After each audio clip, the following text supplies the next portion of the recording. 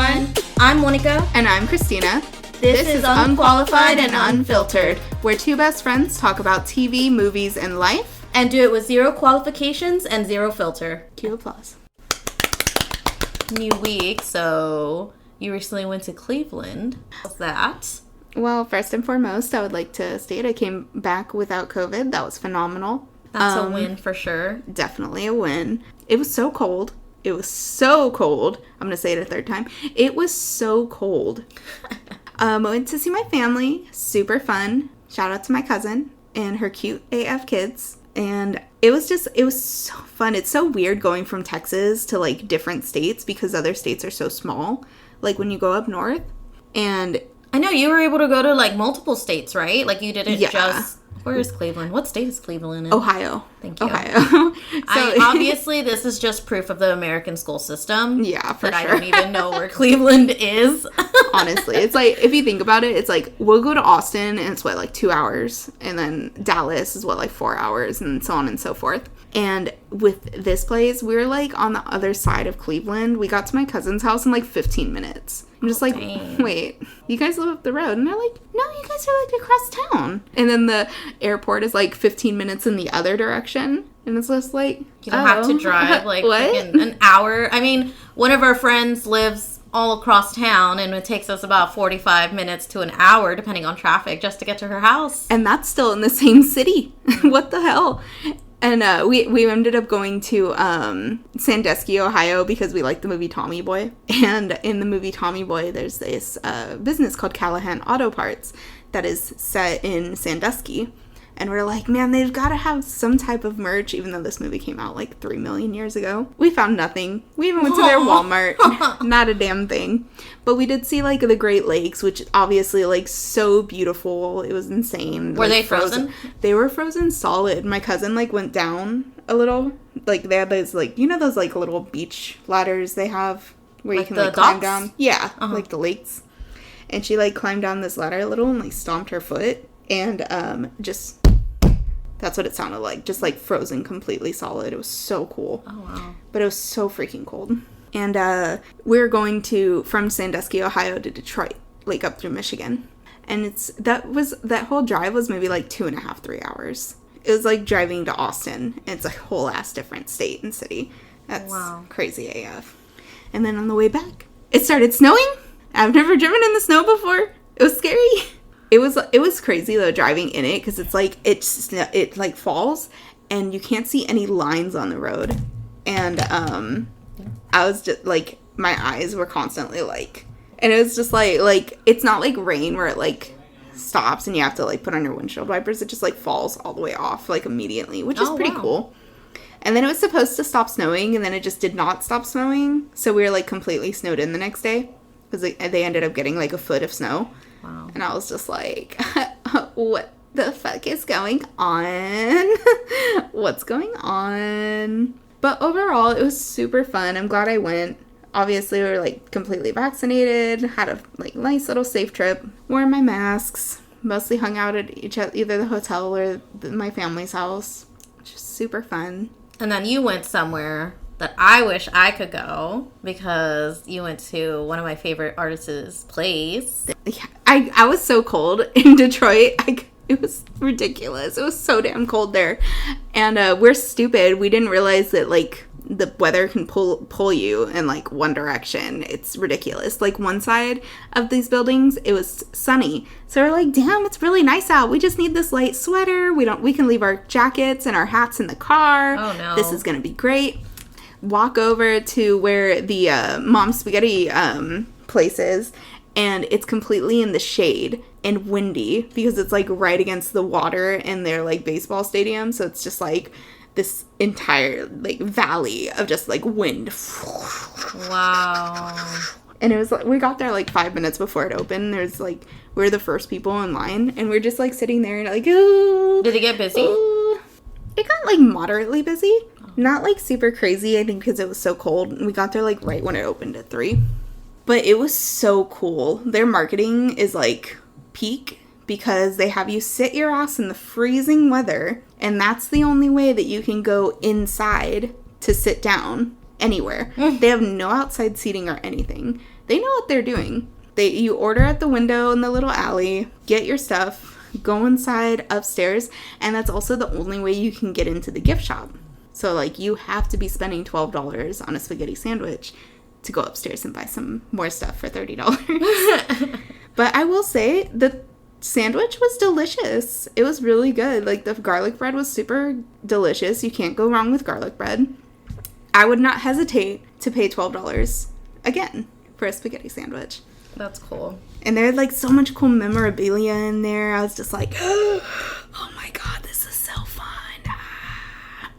I really liked Detroit. I think it was a great place. That's good. Yeah, I saw that, like, when he did his grand opening, I saw it on Instagram, and I was like, is this fake? Is this fake? Because, like, I don't know, like, it's, like, mom's spaghetti, and it's M&M, so I was like, no, this is fake. Like, somebody's just making a joke or something, you know? Somebody's just doing a random pop-up. Yeah, and then I was like, oh, crap, it's real. That's so cool. And he was, like, there serving on the grand opening, too. Damn, I would have died. I would have died immediately if I saw him. So I was like passed out on the floor. But yeah, so that's cool. I'd want to go, but I ain't going in the winter. No, thank you. Yeah, it was super cold. I would literally die the moment I stepped off that plane. I didn't realize this about, like, Detroit, but it's, like, right in between, like, 3 of the, like, Great Lakes. So it's just, like, all this cold ass wind ass water ass. I can't even survive in, like, below 60 in Texas. Like, I thought, like I went to Chicago a few years back for the Star Wars convention, right? I thought that was cold because it was, like, snowing lightly and we were right on the lake. I thought that was cold. I was, like, freezing then. But then, like, in Michigan, I've never been in that kind of, like, freezing, windy, chilled cold. And it was just, like, literally, like, death. And just, like, I feel the cold in my fucking bones. Yeah, I have to give it to the people that live in the north. I can't do that. Honestly, they deserve all the respect and all the blankets. Ooh, let's talk about the other event of this past weekend. The event of the past, like, 10 million years. Wait, the event that we also survived not getting COVID. We did survive it. Tori's wedding. Yeah. Yes, so it was our best friend from college wedding this past weekend. Great day, great ceremony. Phenomenal. It wasn't as cold as it could have been. I was cold. You're always cold. You should have brought another jacket. It was below 60, okay? Nah. I think it was like 49 degrees that day. My happiness for Tori kept me warm. Oh my gosh. And sitting next to Brooks in her first. Those kept me warm too. God, it was so beautiful. And the ceremony was so fast. It was just like, boom, boom, vows. Awesome, I do. And now everybody go get in the warmth now. And then everybody running. Yeah, I did. I love that the ceremony was short. Like, that was a concern of mine when we were going, because I was like, at first I thought everything was inside, and then she was like, nope, ceremony's outside, and I was like, gosh darn it, I'm gonna die. But no, yeah, the ceremony was really short. I mean, afterwards, I still ran to that door to get inside, but I mean, I wasn't that cold, I guess. No, I was cold. It's so cool because it was like, it was a super fast ceremony, but it was still like, you could, like, it was so, like, beautiful. It was. I loved it. I loved it. I always loved the reactions of the groom whenever they see their bride. Oh, yeah. Roman. So, Roman definitely choked up. I saw those tears coming down his face. As he should. Yeah, when he saw Tori coming down. So, I thought that was really beautiful. I thought it was hilarious. Matt was wearing the same colors as the groomsmen. Oh, my God, for real. Same exact thing. Groomsmen were wearing blue suits. Matt wore a blue suit. They were wearing brown shoes. Matt was wearing brown shoes. Maroon ties. Matt had a maroon bow tie. Can you imagine if for some reason I wanted to match with Matt? Oh my God. That would have been funny.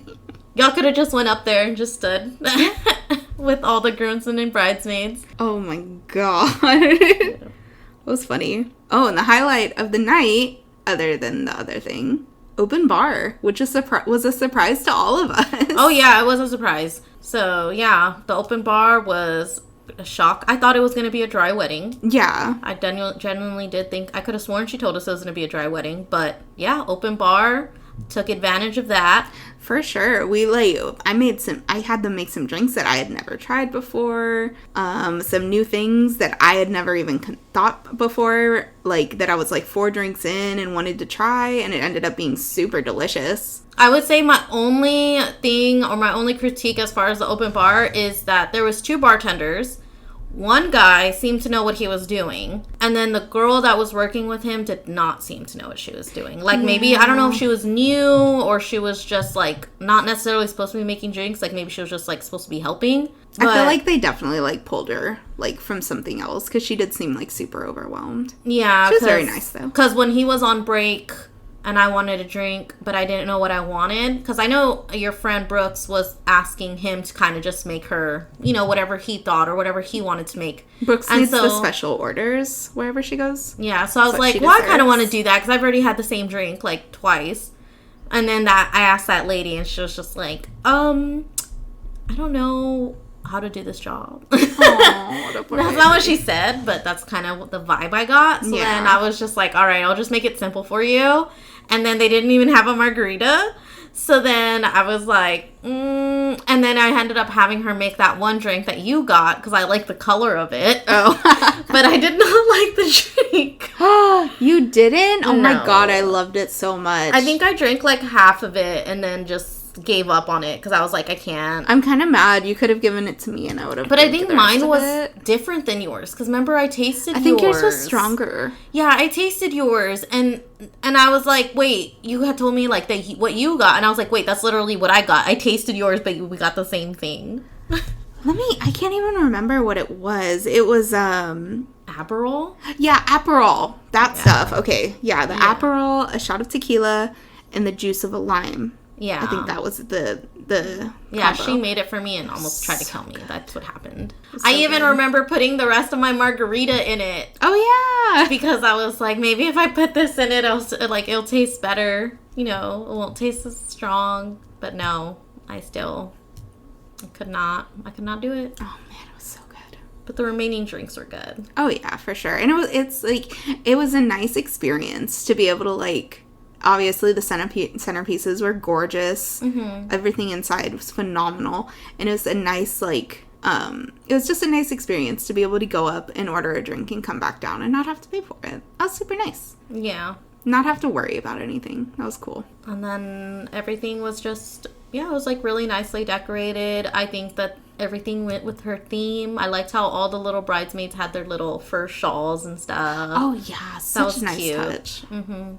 It was so cool. I will never stop talking about Roman's, like, vest. Oh, yeah. With the lining. Oh, yeah. The blue on the front and then the skulls and red on the back. So cool. Yeah. It looked so awesome. And obviously, Tori looked freaking gorgeous. Yeah. And he was saying that the lining that was on the back of his vest was also inside his jacket. Like, his suit jacket. So cool. So that was good. I did love Tori's dress. It was very beautiful. I don't think we were there when she picked that one because I don't remember that one. No, we were there we went for the first one. I think she went like maybe like 2 or 3 times after. Yeah. I think it was like, I don't remember if it was the one her dad cried on, but I remember her talking to us about it and we got pictures. But yeah, I did like her dress. I liked the way she did her hair. It was really nice. Her and her long hair. I could never. You could. I believe in you. No, long hair gets on my nerves way too much. I wish I could. Like, I genuinely wish I could have long hair because I feel like it's so much easier to style.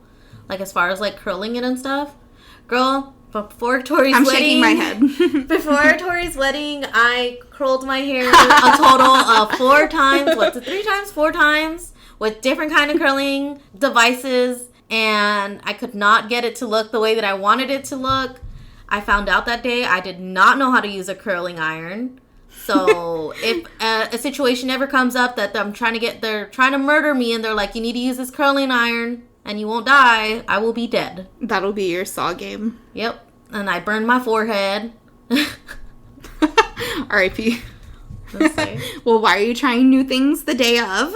Look, ma'am, I don't need your back talk. See, this is why you just need to cut your hair super short. Like mine. No. Mine was super easy to style. Bada bing, bada boom.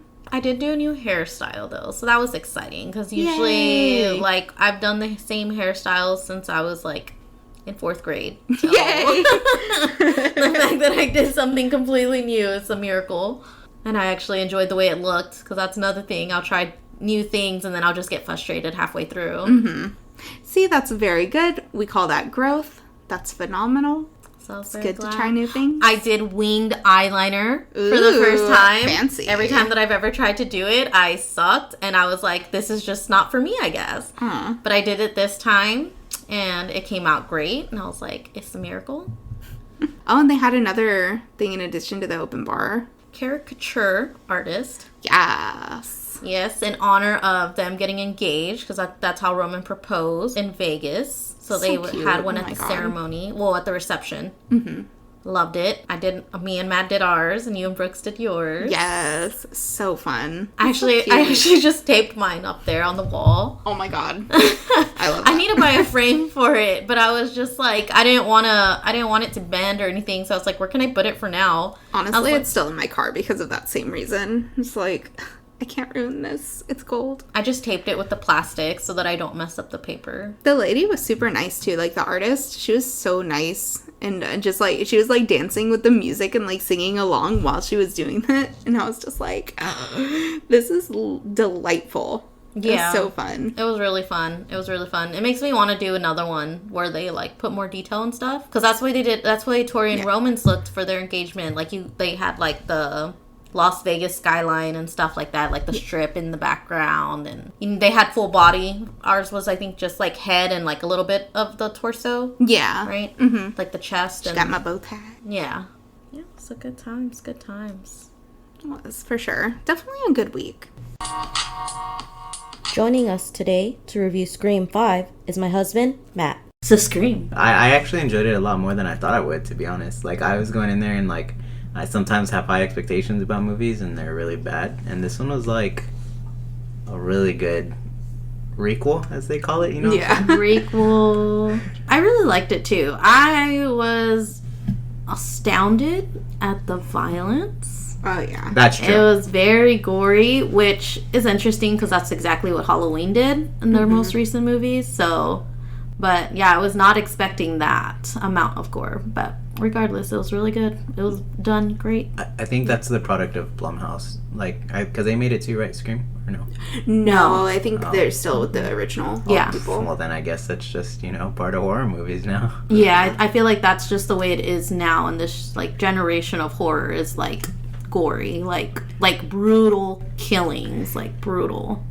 Damn us for being dead inside. It really ups the ante. It's so wild because the original Scream was Drew Barrymore and she had like all her intestines hanging out and stuff, but this was still like somehow much more like violent and bloody. Yeah. I feel like with the original Scream, which I did do, but it's something that I could show my younger cousins as like an intro horror movie.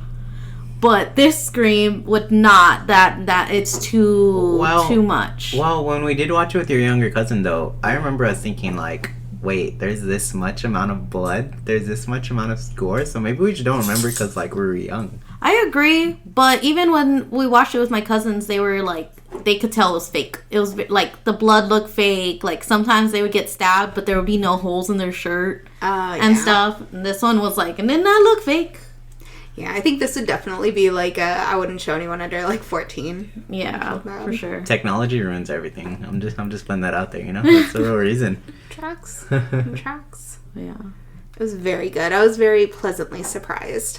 I was a little, like, iffy, because I thought, like, I would want Neve Campbell and Courtney Cox to be in there more, but they somehow, like, made it very evenly distributed, where the new characters were interesting enough where I wasn't sitting there like, okay, what movie am I watching because this isn't Scream. I didn't feel that way at all. Like, it didn't lose the original flavor, and I really appreciated that. Agreed. And I really loved Jenna Ortega's acting. Oh, God, phenomenal. yes. Yeah, she was really good. The way that she screamed at her sister, I was like, ooh, girl, don't yell at me like that, please, ever. All right? I don't want to get yelled at like that, Even in the beginning sequence, like, with her getting stabbed and stuff, I was just like, Jesus Christ. Like, I could feel each and every stab. Listen, there's multiple things that I want to talk about here, but that's the one thing that, like, even though she was getting stabbed and beat up, like, she felt like a badass. Like, she was actually, like, getting stabbed and beat up and still, like, trying to defend herself. And then later on, she, like, was all beaten up in the hospital, and she was still, like, she felt like a badass. She made a badass, like, you know, she got obviously stabbed, but it still made her feel like a badass. It was crazy. Honestly, mostly all of the characters were like that in this movie. I noticed, That's like, true. they weren't those average, like, Victim. the girl running up the stairs when the front door is wide open, you know? Yeah. It was very much like they fought to try and stay alive. Like, they didn't just, like, get stabbed once and were like, okay, I guess it's just my time to go. Yeah. It's kind of nice because I feel like they were rewarded with that. Like, a lot of the main characters, like, really did make it through the movie. And I think that was, like, really cool. And it made it to where, like, you're rooting for them because not one of them didn't feel like, oh my god. It maybe the girlfriend of that guy, the twin brother, maybe a little bit her. But nonetheless, it was still, like, I was rooting for all of them. I enjoyed all of them. There was never one person except for... okay, there was not really one person that I was like, yeah, like, die, you know what I mean? So it was a good touch. The other thing that I was going to mention was that, it felt true to Scream in that Scream was always kind of like a satire of horror movies. Meta. Very meta. And they brought in known movies from modern times and cliches, but then also was like, you know, meta in the sense that they're self-aware of what's going on in their own movie. And even changing that, and that's, to me, why I enjoyed this Scream so much. Even if it is just another generic movie, it felt like whatever Scream is, that it felt like it in this movie, and that's what I really liked. Yeah, it was very much like the original in the meta-ness, like all the little fan shout-outs and, you know, about characters from the previous movies. There was, like, little nods to the characters and just, even, like, the last name Carpenter, like, yeah, you know. They understood the assignment. They definitely understood. The character Wes. Yep. It very, very true to itself. And I think that's why it works, because it knows exactly what it's doing. It doesn't try to be more or less than what it is. And I think, like, that's something very undervalued in movies that get released today. We're in a society where it's like, it needs to be the next best thing. But Scream works because it's always exactly what it is. They don't try to be something exceptionally different. They just fit with the times and release their little meta commentary, and it's still as great now as it was then. It's funny because I could see, like, a scary movie spin-off of this. I was thinking the whole time, like, there would be some funny scenes for, like, a scary movie reboot based off of this, you know? Yeah. So, anyways, good times. For sure. The way I would die if Anna Faris actually came back and did a scary movie. I mean, this is what's gonna start it all again. This is what started it before, this is what's gonna start it again. They're just gonna reboot scary movie. I'm manifesting it. She's gonna be the Anna, new if Campbell. you hear this. Yeah, that was good. I really liked all the actors. I'm surprised that I liked all of the actors. I was surprised at some of the actors that they brought back. I was not expecting. Please tell me that no one expected Billy Loomis back. No. I mean, I know that he was just an hallucination, but still, like, I did not even know that he was in the casting. I try to avoid spoilers at all costs, and I genuinely don't like watching trailers to movies. So yeah, I did not know that was a thing, and then when he came up on screen, I was like, whoa. Are they gonna make it like he's alive again? And then I realized it was a hallucination, and I was like, oh, okay, I guess this is happening. Okay, then. The other thing was, like, you know, it's hard because I have high hopes for movies because I hear, like, what ifs, and I get hyped. So, like, Matthew Lillard's character, what's his name? Stu. I was like, oh my god. Like, there was a lot of hype around, oh my god, is he coming back?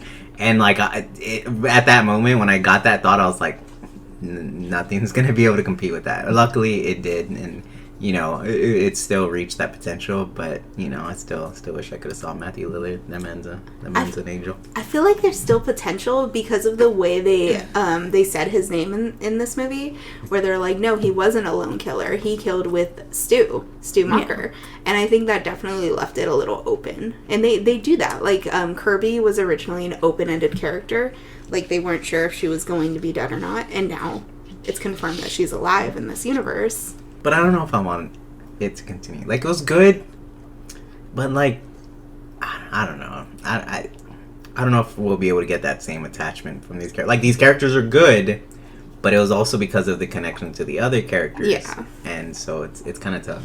I think that I wouldn't mind seeing, like, sequels to this as long as it's not overdone sequels. Because with the introduction of the new characters, like, I'd be interested to see it. But I wouldn't want... Like, I don't want Sydney and Gale to come back. Like, if they do a second one... Can you have a Scream without Dewey? Without Sydney?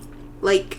Yeah, that's what I mean. Mm-hmm. Like, can it still, like, exist? I feel like that would be, like... Like, at the same time, I want Jenna Ortega to secure her bag. And I want her to have this trilogy because she's so phenomenal and I love her character. Her older sister was not horrible. I liked it. I think she was very good. But can you have a Scream without Dewey? We wouldn't be seeing Dewey. Maybe it opens the door for her to get other roles that will root her on in that isn't Scream necessarily, you know what I mean? Yeah. She's a really strong actress. I think of it as, like, in Halloween. Like, we're on the Halloween Kills, I think we're on the third one now. Mm-hmm. And they do have Jamie Lee Curtis, but if for whatever reason, like, she wasn't in the second one, if she would have died in the first one and was not in the second one, I don't think it would have hurt the storyline too much. Like, you can still have the Halloween because they built up the new characters, her granddaughter especially, and stuff like that. And it's a continuation of that night. Mm-hmm. So, I don't know. I guess, like, to me, I think of it as, like, if they're going to bring back Sydney and Gale, I feel like the only way to bring them back is if they're going to have to kill them. Like, especially with how gruesome it is now. Yeah. And stuff. Like, it's like how they brought them back, but Dewey had to bite the bullet on this one. And it's like, I'd rather them just not come back. I wouldn't mind seeing Sydney in, like, a kind of, like, Oracle role. Where she'll be, like, talking to people and, like, on the phone, but never, like, physically there. Or even if they had her and it was like a text conversation, like, oh yeah, Sydney's doing fine, they are in a safe house or something like that. I'm seeing something along the lines of, like, Sydney running for mayor of the town. Like, I'm gonna keep these people safe. And Sydney then it's 2024. Like, right, and, like, something like that. But I don't know. I don't think Neve Campbell is into acting like, you know, like she did when she was in Scream. I think that, you know, she hasn't been in very much stuff other than, what was it, not Rampage, what was the other, I don't know, all the Dwayne The Rock Johnson movies, they blur together. Yeah, the one with the tower, yeah. So, I don't know. Yeah. I think she might have done this one for Wes. Yeah, I agree. And this was, like, her swan song for it. Agreed, because when we met her at a Comic-Con, she said she wouldn't do anything that wasn't representing West or commemorating West, you know, to the fullest. She even said that she wouldn't actually do it because Wes wasn't involved. So I think that there must have been something that she enjoyed or she felt. Well, yeah, like the script. I'm pretty sure she saw the script and saw that it was very true to the original Scream, and that was what made her come back. Because, when we saw her at Comic-Con, I remember asking her, "Is she gonna? Are there plans for a Scream 5?" And she said, "No, because Wes is passed, and, like, she does not see herself doing a Scream 5." So obviously something changed her mind, and I do think that it had to have been the script. Yeah. Because it was, I mean, the movie was really well done, I think. Yeah. For sure. There was no real, like, weak points. Like, some of the acting, to me, was kind of, like, subpar. Like, main character could have been a little bit more on point than, like, some of the side characters. But, like, 90% of them, phenomenal. And, like, there was no weird cinematography things that were jarring. It was a very, very well put together movie. I was actually really surprised because, like, the main actress, I mean, she's Melissa Barrera. Yeah, I feel like she's in other stuff too. Like, she's not just some new actress, you know what I mean? And then I don't know. It makes me want to go back to other movies and see, like, is it just that she wasn't feeling it, or, you know, wasn't she not the right role? I don't know. She just wasn't. Again, I think it probably is though that she was being overshadowed by. Yeah, it's definitely a hard role, and you have Jenna Ortega, who is a complete powerhouse somehow at her young age. And then you have all these other veterans. Like, you're sitting next to Courtney Cox. Yeah. It's, like, it's a very, very high bar. And I think, like, I have no doubt that she'd be, like, phenomenal in future projects. Because she wasn't necessarily bad. I think it was just the... I think she just needed a little bit more. Because, like, there were some scenes where she was phenomenal. Like, the fake out. The fake out of her being on the phone with Ghostface and him trying to get her to choose. And then she comes up at the elevator like, just kidding, I was just stalling, you know, like, that was phenomenal acting. The end scene of her just going ham, embracing her Loomis. So then what I'm understanding is she great for action type, like, you know, intense moments like that, but when it came to her maybe being flawed or, like, you know, mixed emotion stuff, it just didn't come across right. Maybe because she's not like that in real life, you know, I don't know. But, you know, I think she just had to dig a little bit deeper into those emotions, and it just didn't hit right. Yeah. And honestly, it could have been, like, a flaw in direction, too. Like, if they had said, hey, you need to act like you're more sisters. Like, come on. Yeah. Jenna's doing all the work here. But she was still phenomenal. I would watch other movies with her in it. I even liked Dylan Minnette. I think he was great. I know, and you usually hate everything he's in. I do. He was phenomenal. Yeah. It's just like, God, this guy again. His music is great, though. I did go on the internet or Reddit to look up what people were talking about in Scream, and a lot of people mentioned his scene where there was all the tension and intensity building of every time that, like, he would close the refrigerator. Or he would close one of the doors or pass by a door, and, you know, it would make it seem like, oh, Ghostface is gonna jump out real quick. But he never did until, you know, a lot of times later. So a lot of people love that kind of, like, fake out.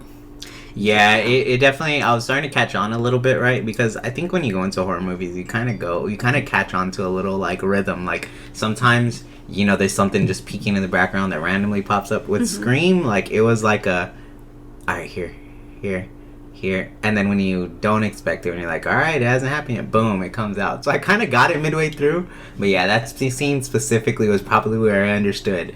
I don't think it's coming out here. I don't think it's dang it got me. Like, you know what I mean? So yeah, it was an interesting scene. I think that was like a direct shout out to like Mike Flanagan and all his recent stuff. Because he's so good at that, like building tension on tension on tension until like it finally snaps. And I think like it's just like, it's so cool to me how they had like all these like different film styles in this one movie, and it kind of like all ties into how meta it is too, because it's just like there's no way it wasn't a direct ripoff or anything. They're so good at like honoring different things, because it's not like it was like that every single kill of the movie, but it was just like definitely what that scene needed. I was terrified. Yeah, it was a terrifying scene, and then the way he dies. Anyways, what? It was so brutal, and for what? I know. I thought you enjoyed it. You did like it until that movie. I thought you'd be cheering it on, but you know. I was still so sad. I thought you were gonna feel the same way, because I really don't like Bella Thorne as an actress, and she's in the Scream TV show. Oh yeah. But she gets killed in the first episode. And I was living for every moment. Oh my god! And so I thought that's the reaction you're gonna have, because you don't like that guy as a character, as an actor. So I was like, she's probably gonna be like, yes, he's dead. And then it was just like, nope. He dug deep, because like not only did he look like a full-grown man, like 35 years old, living with his mama. Like, I was genuinely sad. Not at all like how I felt in Don't Breathe. I was just like, oh my god, finally, get out of here. Leave me the hell alone, dude. But in this, it was just so sad. I don't know. And he never even saw his mom die either. Like, he never saw her dead body. I don't know. I was just blinded by his abs, you know. Oh my god. Abs. I was going to eat the lemon bars in the fridge. Who's going to eat them?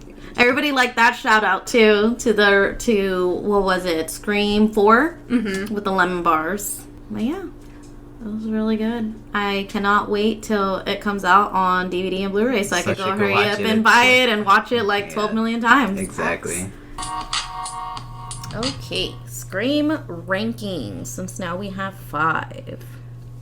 Okay, so which is number 1 for you? Definitely the first. Same. Solid. Same. Number 2 for me is Scream 3. because I just love the, like, Gale and Gale and Dewey and Dewey. Like, I don't know. I just love that whole...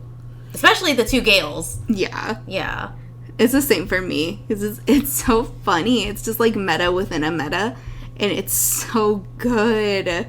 I love it. It's like the first... It's like the first that we get to see of the Stab franchise. Like, yes, we do see that there is a Stab movie in the second, but the fact that we're getting to see, like, even the filming of it, and it continues on throughout the series and everything, so I do like that. Yeah. I was kind of bummed about my boy Cotton, but he had it coming. He had it coming. It was gonna happen. It was gonna happen. Yeah.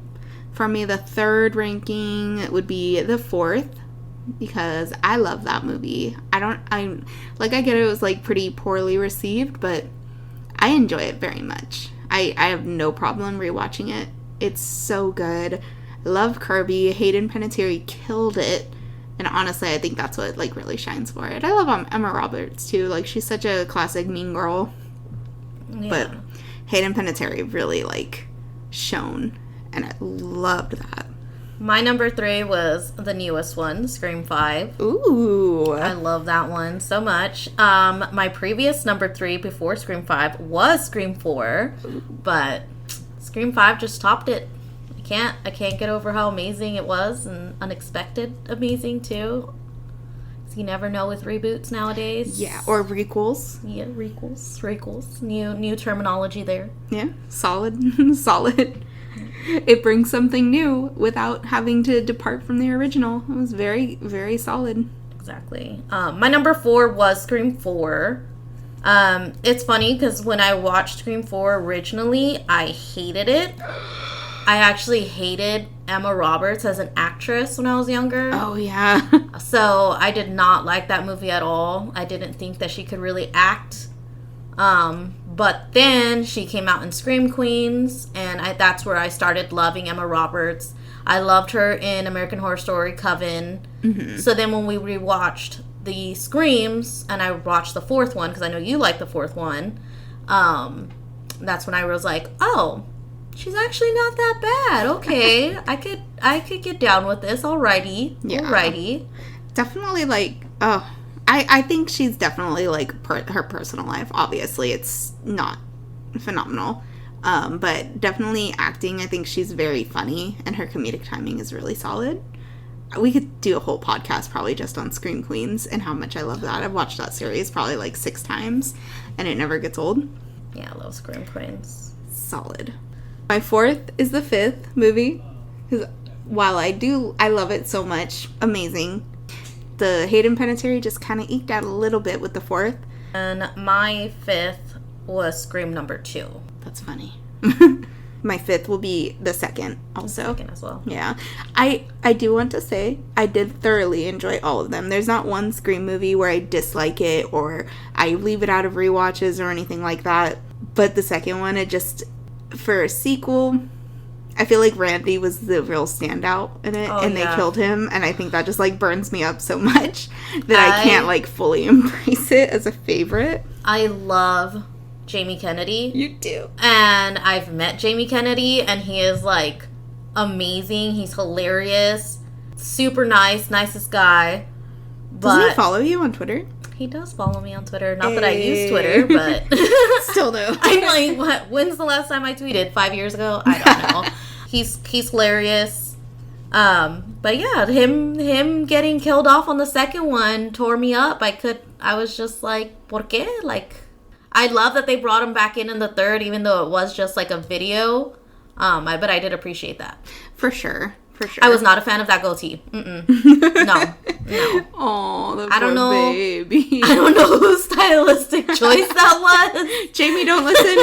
Don't listen to this part, Jamie. I don't know if that was his personal choice, if there was a stylist on set, but want to talk like hair faux pas in the Scream franchise, that one stands out. Oh, yeah. Oh, really? Even more than the bangs? Honestly. Come on. The bangs is ranked number 2. Like, that goatee, every time I watch that movie, I just want to get, like, some wax stripping and just, like, rip it off. That's all I want. Like, just rip it right off. I know Courtney Cox's bangs were pretty bad, but no, that goatee though. At least with the bangs, that was an honest mistake, right? Yeah. Like, that was genuinely mix up, but I think it's hilarious that Courtney Cox can't live down those bangs. Like, even in interviews now for her promoting Scream 5, it's still brought up. But no one brings up Jamie Kennedy's goatee. Yeah. Like, I don't know what you're thinking, Jamie Kennedy. You won't escape this. Nope, not for me We're at least. For you. We're coming for that goatee. No one else came for you, but I will. You're so brave. Thank you. You're gonna have a Twitter war now. Oh gosh. Do you have any like standout favorite characters across all 5 movies? Or maybe least favorite characters? I didn't care for, honestly, like, and I don't know how bad it sounds because she is killed off, but the best friend in 2, Haley, I think that was her name, her character's name. She gets killed after the car crash. Yeah. Oh, I didn't really care for her. Really? Yeah, like, and it has nothing to do with her acting or anything. It's just like, I think it was just probably character development at that point. Like, she was going to get killed off, so they probably just didn't spend enough time on her character. So I didn't care for her too much. They kind of did that with a lot of them, I feel like.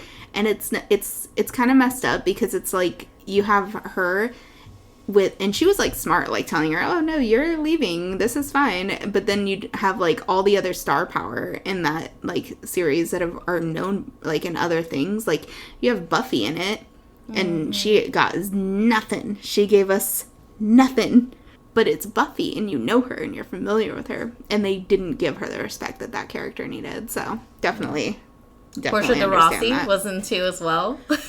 I always think that every time I see her, like, hey, that's Portia de Rossi, Ellen DeGeneres' wife.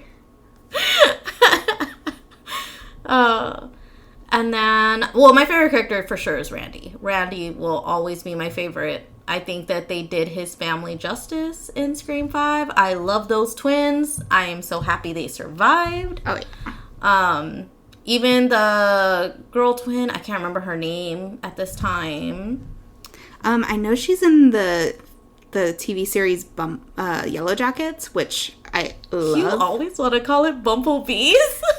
I'm very whimsical, okay? Leave me alone. Let me find her name real quick because she is a very good actress. She also was in the Jasmine Savoy Brown. That's her name.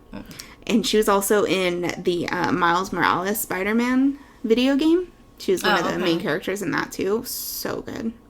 Yeah. I think this is the first thing that I've seen her in, but I loved it. I loved how much of a Randy she was. Mm-hmm. Like, they were twins and they were both descendants of Randy, but she did the Randy character, like, justice. Her monologue on the requel, amazing. She's funny. And her comedic timing, amazing. I was genuinely like, oh my god, like when you had the belief that she was dead, I was horrified. I was like, no. But then they show her in that, and I wonder if that was a nod to Randy's character too, like just showing up and like, you know, there was in the first movie they made it seem like he was dead when he originally got stabbed, and then towards the end he just like showed up at the door like, hey, let me in.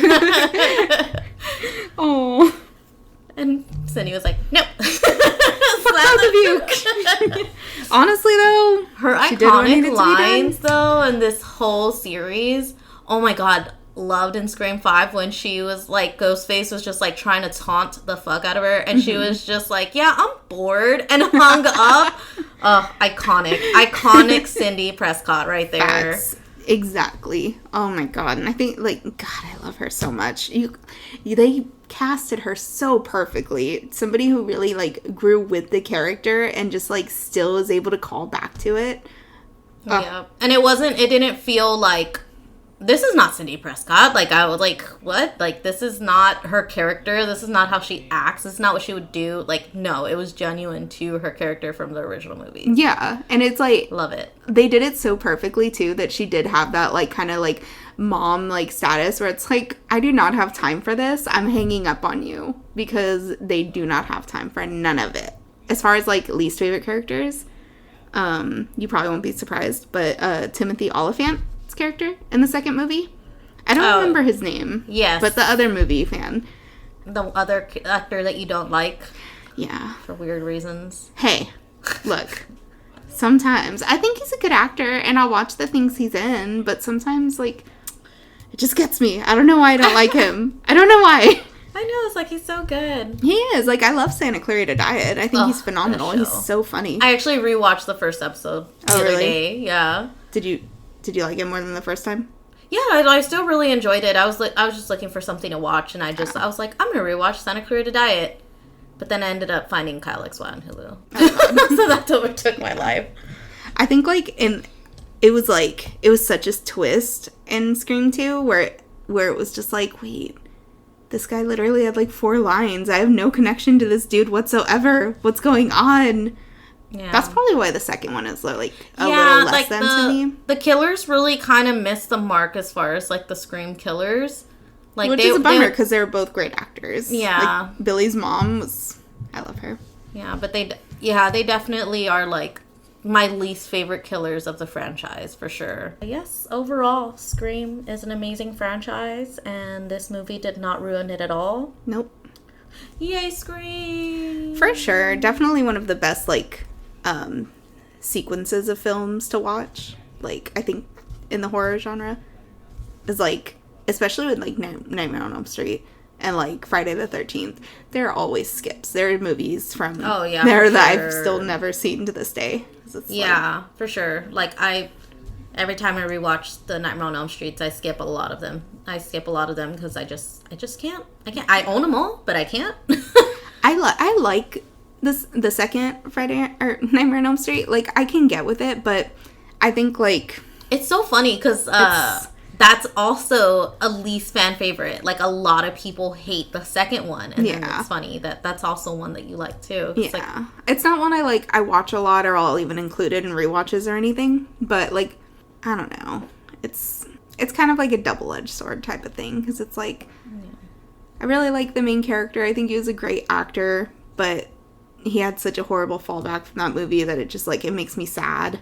So I, like, don't watch it because it'll make me sad. Halloween, there's lots of skip. But Scream, there's not one that I would ever skip. Like, anytime I watch the Scream movies, I'm watching all the Scream movies. Like, I can't just watch one. Yeah. I think the only other, like, I don't even think there is a horror genre that I can really, like, stick to that, like, consistently. Like, even with the Saws, there are, like, a lot of Saws where I'm just like, what is the original plot? They've tried rebooting that one as well. I liked Spiral, though. Yeah. Well, I liked it a lot. Saw 7, Saw 8, that was a reboot, technically. Was it a requel? No. It was just like a reboot. It was a continuation. It was the way you're not supposed to do reboots. So, but yeah, I like that. I know that one came out, like, years later. Final Destination. I could watch all of those. Oh, you know what? Yeah. Okay. I love that they're rebooting that, and I hope they do it justice. Because I'm excited for that one. I loved all the Final Destinations. I've only seen all of them once when we were snowed in, but I really liked them. I thought I would watch all of them again. Yeah, I love them. Those I can't watch one and not watch all of them. The random topic out of the jar is, am I the asshole? It's posted by Drinking Wyethway, and it is, am I the asshole for not drinking during my girlfriend's family tradition? I want to say no already. You shouldn't be forced to drink if you don't want to. So, long story short, I have a personal rule to never drink alcohol. I have a myriad of reasons, from general health to honoring loved ones, but that's not the point. The point is that I do not drink ever. My girlfriend and I went to her family party, and apparently they have a tradition of everyone taking a shot to honor one of their dead relatives. Everyone does it at the same time and talks about what they're thankful for and everything, but I told the person handing me the shot that I wouldn't drink, and he looked at me funny. Her cousin pointed me out before they drank it and said, I need a shot, and I said, no, I'm okay, I don't drink. And he said, it's just one shot. And I said, no, I can't, but please continue, I'll just drink something else, and they refused to start. I ended up leaving after being egged on too much, and my girlfriend apologized for me and we left. She did her best to defend me, but her family is just stubborn. Everyone was talking about me apparently, saying that I was selfish and how I was ruining the night. It was just one shot, but I don't know. I couldn't bring myself to do it. Am I the asshole? No. Immediately no. Right? No. Immediately no. Like, you don't even know their reasons. Like, even if she didn't say that, oh, it's because of family or, what'd she say? Like, honoring family or honoring loved ones. Yeah, like, even if it wasn't for that. Like, you don't know a person's situation. You don't know if they're expecting. You don't know if they're recovering alcoholic. Yeah. You don't know anything.